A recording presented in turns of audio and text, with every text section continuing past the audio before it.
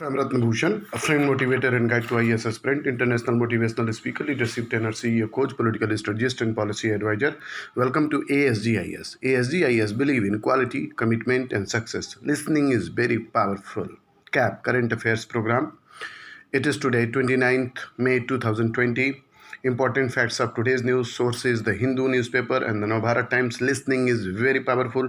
दोस्तों, जो fact very important होगा उसे मैं 5 टाइम्स रिपीट करूँगा, जैसे आप ज़रूर नोट करें, एक अलग से नोटबुक बना लें और नोट करते जाएं पॉइंटर्स फॉर्म में. And I would like to request you please listen this news after 9:31 PM. So the important news is eastern Ladakh में भारतीय सेना डटी. ईस्टर्न लद्दाख में भारतीय सेना डटी, पर ऐसा कुछ नहीं करेगी जिससे तनाव बढ़े. ईस्टर्न लद्दाख में लाइन ऑफ एक्चुअल कंट्रोल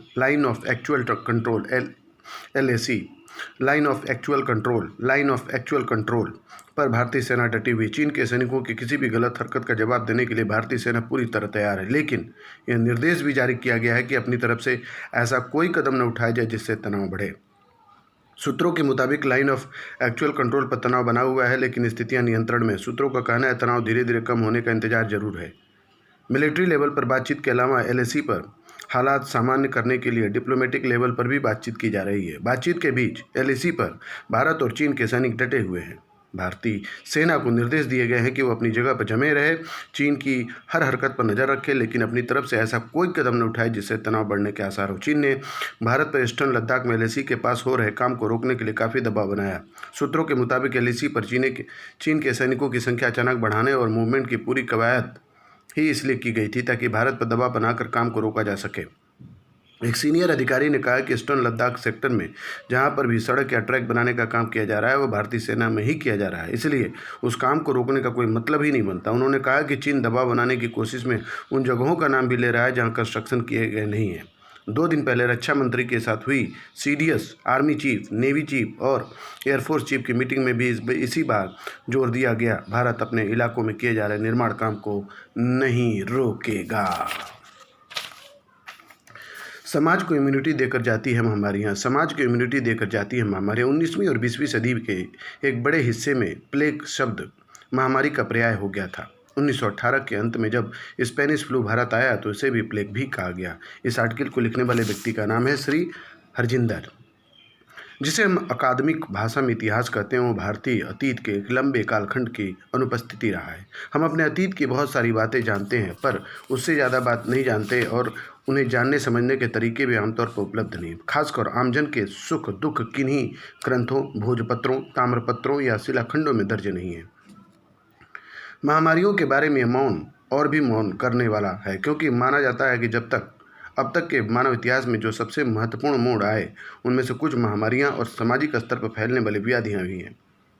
महामारियां सिर्फ किसी स्वास्थ्य संबंधी आपदा का बड़े पैमाने पर फैल जाना भर नहीं है, उसके साथ ही समाज की इम्यूनिटी या रोगों को लड़ने की क्षमता भी विकसित होती है. लेकिन हम नहीं जानते कि किन व्याधियों और महामारियों से प्राचीन भारतीय समाज पर कब हमला बोला और उन्हें किस तरह मात देना हुआ, यह समाज कैसे आगे बढ़ा. मानवशास्त्री मानते हैं कि महामारियों की शुरुआत कृषि युग का आरंभ होने के साथ ही हुई. इसके पहले ऐसे हालात नहीं थे कि संक्रमण सामाजिक रूप से विस्तार पा सके.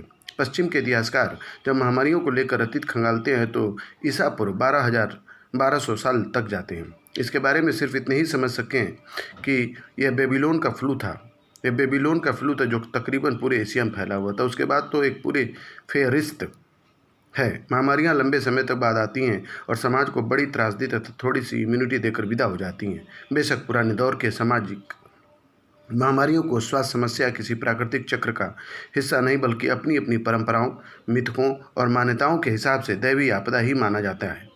सुश्रुत के लेखन से एक उदाहरण अक्सर किया जाता है, जिसे रोग के जो लक्षण बताए गए हैं, जैसे कि लक्षण प्लेग के मरीजों में भी दिखाई देते हैं, लेकिन सिर्फ इतने ही नहीं माना जाता सकता. सुश्रुत जिस रोग की बात कर सकते हुए प्लेग ही था. हालांकि अगर किसी तरह हम साबित कर सके सुश्रुत काल का यह रोग प्लेग ही था तो दूसरी समस्या खड़ी हो सकती है. इसका अर्थ होगा प्लेग का सबसे पुराना रिकॉर्ड और नतीजा यह निकाल लिया जाएगा कि प्लेग की शुरुआत भारत में ही हुई.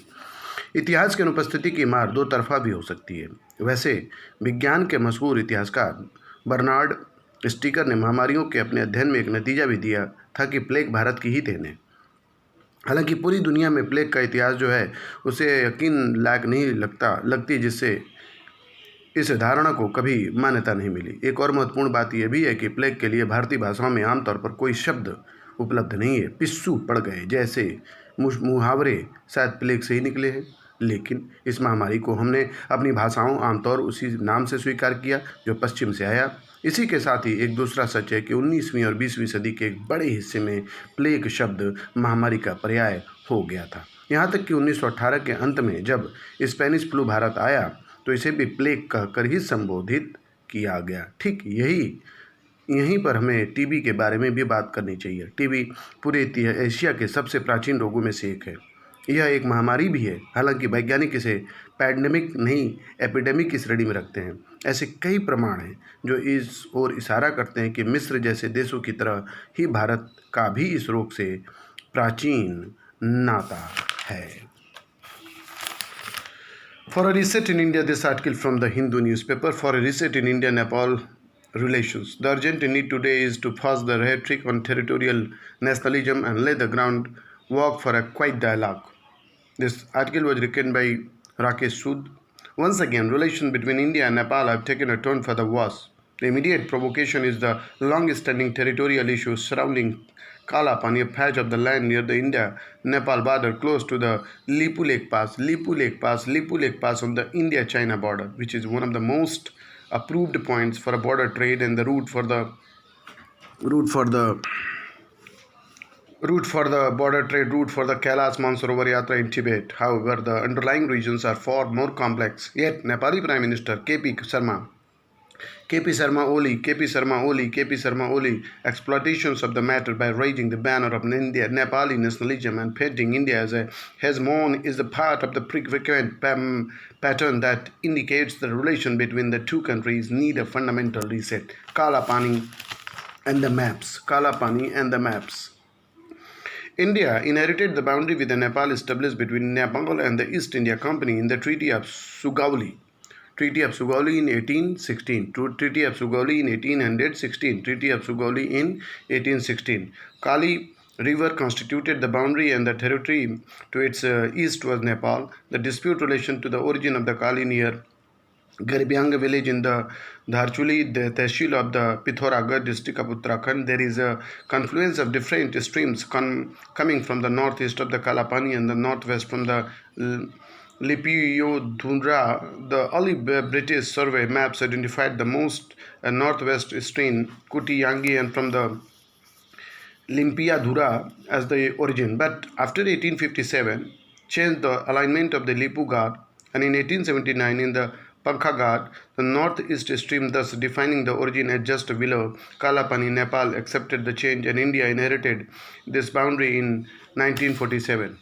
The Maoist revolutions in China in 1949, followed by the takeover of Tibet, created deep misgivings in Nepal, and India was invited to set 18 border posts along the Nepal's Tibet border. The westernmost post is the Tinkar Pass, about 6 kilometers further east of the Lipu Lake. In 1953, India and China